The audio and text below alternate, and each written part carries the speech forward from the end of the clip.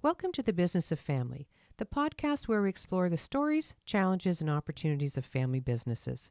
I'm your host, Tammy Buss, and I'm a family business survivor, and I'm also a family business advisor. In this show, we'll be talking with family business leaders and experts to bring you insights and inspiration so you too can survive your family business journey.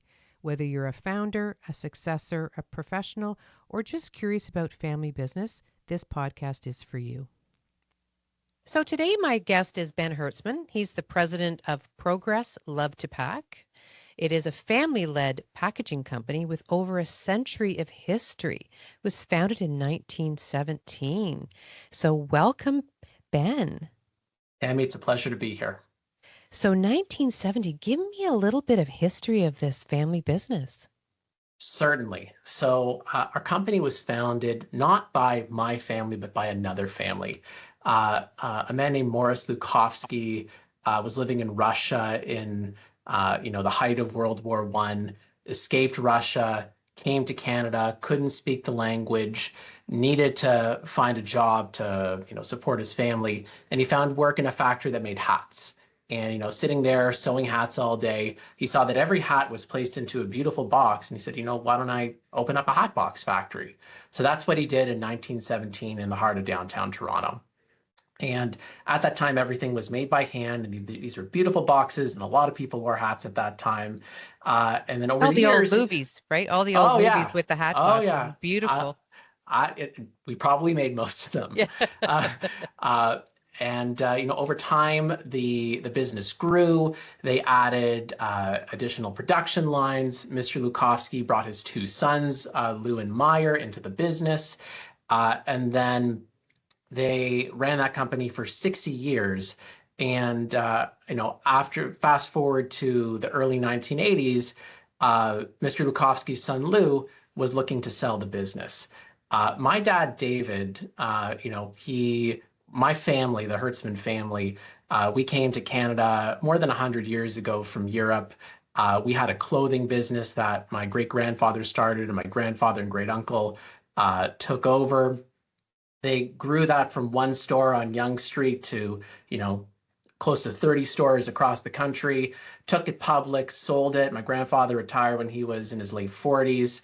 And my dad didn't have a family business to go into. So he worked for a very large grocery retailer, the Oshawa Food Group, did some consulting work. And, as a consultant, he spent a lot of time telling other people how to run their business. He said, I could run it better than any of my clients. Why don't I run one of my own? So he was sitting in his accountant's office saying, I want to, buy and run my own business. And his accountant said, you should go talk to my Uncle Lou. My Uncle Lou's got an old box factory and he's looking to sell it. So my dad, David, went up to go visit the factory. He met Lou Lukovsky, and they made a deal. And this was back in 1981. And at that time, everything that we sold was manufactured by us. So we were making a couple different kinds of boxes. We were doing, there's two main kinds of boxes we made. One is called a folding carton, which you think of like a cereal box or a less expensive gift box, a box that is, made of thinner material, folds flat, and then, pops up to assemble. And we also made rigid boxes, which are sturdy. They don't collapse. They've got a base and a lid. And we were doing a lot of gift boxes, clothing boxes, board games like Scrabble, Monopoly. We did most of the boxes for Trivial Pursuit in the 80s, which was a huge win for our company. And then, over time, our customers liked working with us, and they asked us to supply them with products that we didn't make ourselves. So we began importing packaging from all over the world back well before anyone else was doing it. We started off in Japan, Korea, Taiwan, Hong Kong, and then expanded to find the best suppliers category by category for whatever product our customers might need, and we still do that. Fast forward a few years, I grew up, coming to the factory on weekends, and I would go on business trips with my dad. When I was in university, I went to Queen's. I studied business.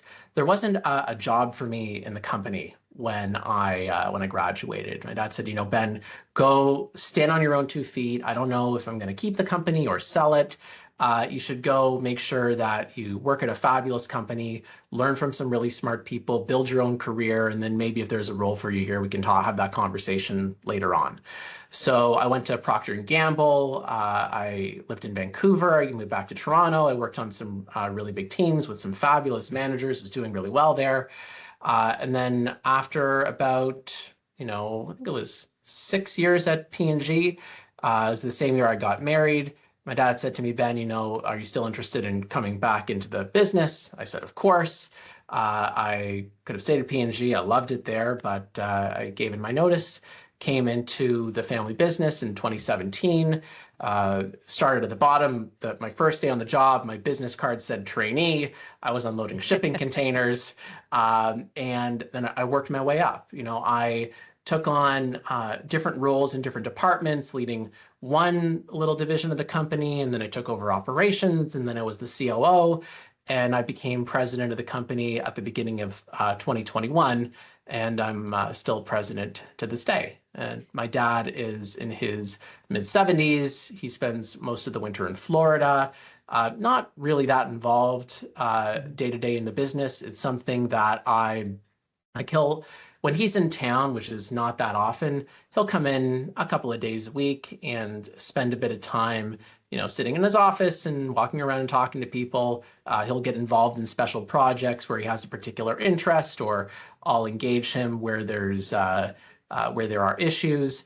But it's really me day to day running the company, and it's been a fabulous journey, and very happy and fortunate to be a part of it.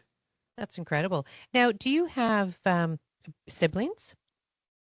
I have an older sister who worked in the business many years ago for a short period of time, but left to go pursue a career in social work, and now she's doing social work at home with her family.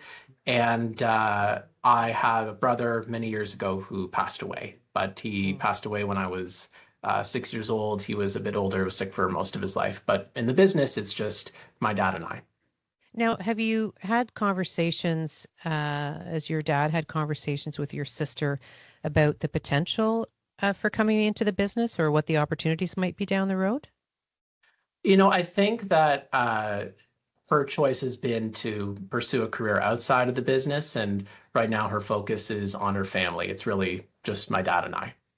And so from an estate perspective, so now you've got the business. Are you part owner now with your dad? Have you started to take over Yes. ownership? Yeah, my dad and I are both owners in the business. The timing for that happened right around when I think there was a change in the lifetime limit for capital gains exemption, where there was some time where we had to crystallize a change of capital gains. So we talked about share ownership at that time. And I think it's important for my dad that if I'm running the business, I've got some skin in the game, and I have some capital invested, and we get to if it's a good year, we get to share in the profits. We always say we get to keep what's left over at the end of the year, and if it's a tougher year, which happens from time to time, that we deal with it accordingly. Right. So about your business, so the business has evolved, because clearly just making hat boxes is not really what's going to keep you afloat today. And you've got these other boxes. Have you ventured out into anything other than packaging, or extended that sort of packaging? Oh, packaging is a huge category, and we're constantly evolving what we supply to our customers, retailers, and brands. So packaging itself is a huge industry, and you can think of so many different subsets of it. I mean, what often comes to mind for folks are the corrugated boxes that Amazon would sell, or what you see in a grocery store, whether it's the bag you get at checkout, or what goes into produce, or what food is packaged in, cosmetic packaging, industrial packaging. It's really, really vast. Our slice of it is higher end retail gift and jewelry packaging. So we have done many things over the years, but right now we focus on finding premium retailers and brands to partner with and help them with some of the key categories they may need to either help their retail operations, things like shopping bags, reusable bags, gift boxes, or products that help enhance the usability of a particular product. We do a lot of chocolate boxes, advent calendars. We do work with a lot of high-end and direct-to-consumer jewelry companies. And constantly, like, because most of our products are made bespoke for each individual brand or retailer, our capabilities are quite broad. And when we see an opportunity, we generally find a way to figure it out, to find the best factory in the world that can make it. We're not in manufacturing anymore. We sold our plant about 15 years ago, 10, 15 years ago. And right now our efforts are really, focused on finding fabulous retail customers, finding fabulous brands that care about their image, care about having a higher quality product, are interested in design and development, and then going and having their vision brought to life at the best factory in the world, wherever that might happen to be, having it made to a very high quality, usually a very large quantity, depending on who we're working with, importing it, and handling the distribution and financing for that as well. Now, when you came into the business, you said you worked there when you were a child and then left and came back from Procter & Gamble. Was it a struggle with the two generations and the different mindsets and moving forward, like your dad had, was preventing you from maybe bringing on some ideas? Like, did you find a struggle working with your dad at first?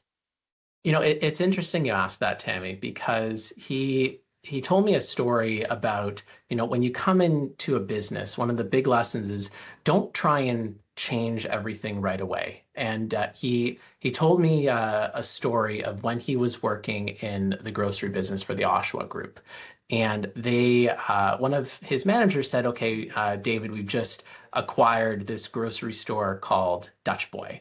And I want you to go out to Kitchener and see Dutch Boy and figure out how to integrate them into the system. So goes out to Dutch Boy, goes and sees a real old-fashioned operation where mom and dad were working in a little office on the second floor, and they're writing purchase orders out by hand, and they were doing things really, really old-fashioned. And there was a very profitable company. They were making whatever, call it $1 million a year at that point. So they get integrated into this very large grocery operation, and they go from making $1 million a year to losing $1 million a year because all of their what magic that Dutch Boy had of how successful they were didn't mesh with a very large corporate environment. So he said, Ben, before you change anything around here, remember Dutch Boy. And when I came in, he said, Dutch Boy, Ben, Dutch Boy, don't change anything just yet. See how we do things. Understand, how our company operates and what's brought us success. And if there are small things you think we can do bit by bit to improve our company, we can do that. But don't do it until you really know what's helped us be successful. That's really great advice, because I think that's super important, but also from your dad's perspective to say, look, I've got my son coming in who's new to this industry. You might have some ideas, but don't think we're just going to change everything all at once. I love that. Oh, yeah. And Tammy, there's people at this company that have been working here longer than I've been alive. Yeah. And we're very fortunate that the tenure of our staff, we treat them well, we pay them well, they tend to stick around. And when you have someone who, like, it's also funny. I was going through my my childhood bedroom a couple of years ago, and I found some congratulations cards that were sent to my parents when I was born, and people signed it at my company that are still working for me today. and like these people signed congratulations on Ben's birth, and then now Ben's their boss. So when that sort of thing happens, like I didn't want to change anything right away, but there are things that I brought from P&G into the company that I felt could be very helpful. Like the way that a big company runs things versus how a smaller operation runs things are very, very different. Absolutely. But there are certain intangible things about, a lot to do with employee morale and communication and transparency and managing and coaching and building strategies and integrating technology and different things where we can move the needle bit by bit that I brought in and I think have been implemented, I hope, relatively successfully.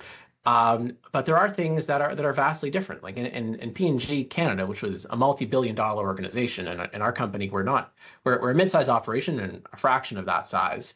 But in P&G, the sales are pretty steady. Like, you're going to sell roughly the same amount of diapers or shampoo or razor blades year to year. But at our company, no business is ever guaranteed. We do have contracts with our customers, but we have to go and often bid on the business year to year, season to season. And when that happens and you're a much smaller player, the stakes are a lot higher, and you have to the leader of the company effectively becomes the number one salesman. And that's something that I really took to stride. So I want to jump back a bit and talk about the culture. And again, culture, vision, mission, values are very, very important with any company, in particular a small company. And I think sometimes you take that for granted. You really have to focus on that. So tell me a little bit about when you came into the business, before you became the president. But how did you navigate that perception that you're a son coming into the business and you've had people working there longer than you've been born? How did you start to navigate that? Because that's a very complex situation, right? When you've got a second generation coming in and that second generation is now your boss and you've been there longer than they've been born. You do the best you can.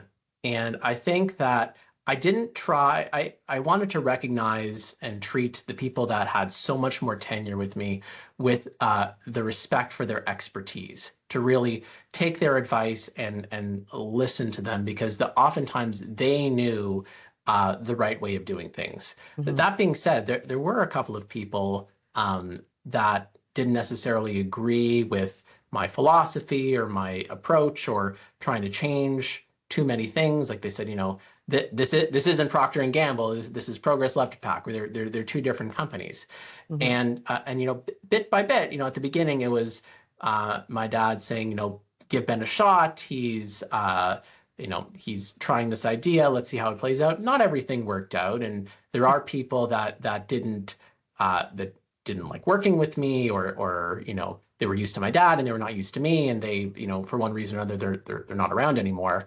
But for the most part, I think the idea that there was stability in the company, that when you see the owner in his late 60s and the options are, he can bring in a hired gun as a CEO, which he didn't choose to do. He could sell the company to private equity or someone else, and who knows what happens there. Or you keep the company in the family. You bring up a familiar face that and you've seen over the years. The boss stays around, and then there's some stability. I think that overshadowed the hesitation that a lot of people had about me coming into the business. Just that stability was right, and that's very important.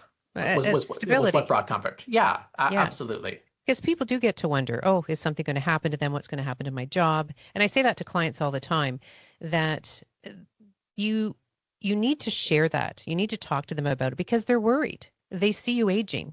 They want to know what's happening with their job. It's not like you say, Procter and Gamble, where if someone leaves or drops dead, someone's there to fill in. With a family-run company, it's not necessarily true, right? You need to understand what's going to happen and where's your job tomorrow. So do you think you would have done things differently than the transition? Like, would you have, looking back, do you think that going out and working for someone before you came into the family business is a great idea, or would you have liked to have kind of had your feet in earlier?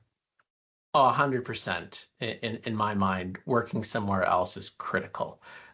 You need to learn a few things. One is to see how another company runs. That how are these other businesses successful? What standard operating procedures do they have in place? What's it like working for a difficult boss? What's it like working in a bureaucracy?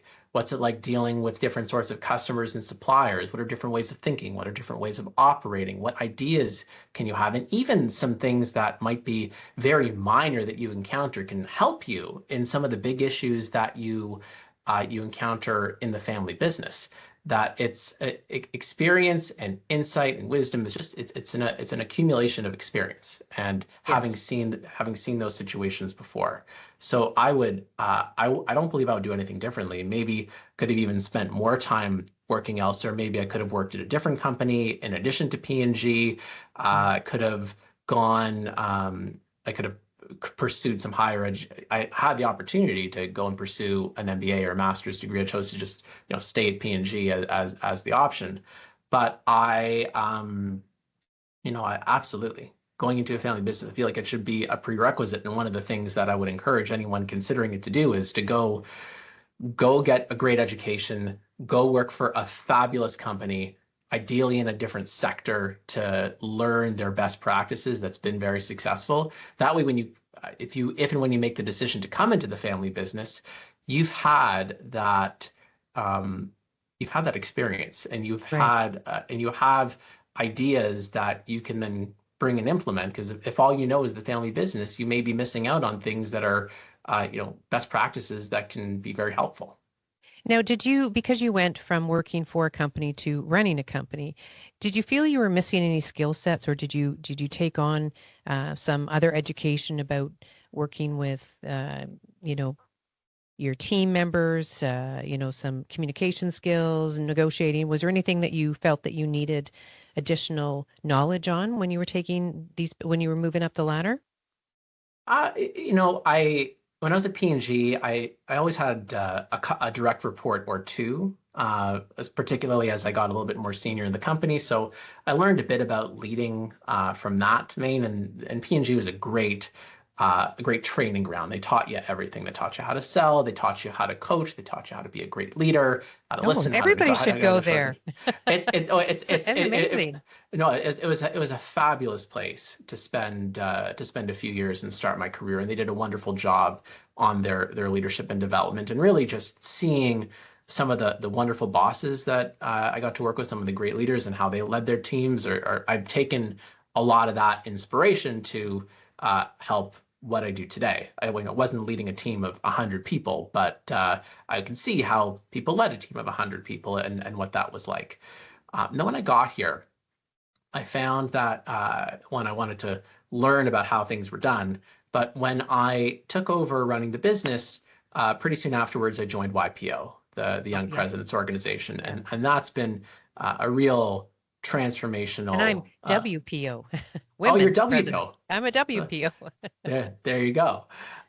So being a part of YPO has been a huge enabler for me to, be in the company of other CEOs of mid to large size companies that are going through the same issues that I'm dealing with. And really, I don't think there's anything that I've come across. There might be something industry specific, but there isn't any challenge I've had that someone else has not dealt with before. Yeah, So, absolutely. so, so there's such a wealth of knowledge there. And I would highly encourage anyone that takes on a president role or CEO role in a business, if they qualify for YPO, or because there are some, dollar size revenue and also age requirements to Right. join YPO.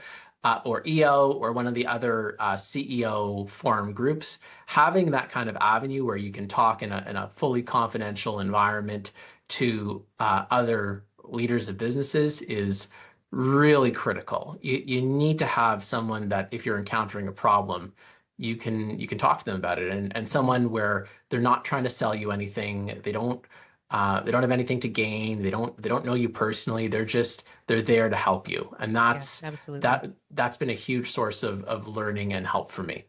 No, I'm glad you're part of it. I'm part of a couple of organizations like that. It's fabulous. I just want to sort of end off with talking a little bit about your dad and your dad's role now, that you're both still owners. And you said that he comes in when he's in town. But tell me a little bit about that relationship, both business and personal now. Sure. My dad and I we're very close. We get along quite well.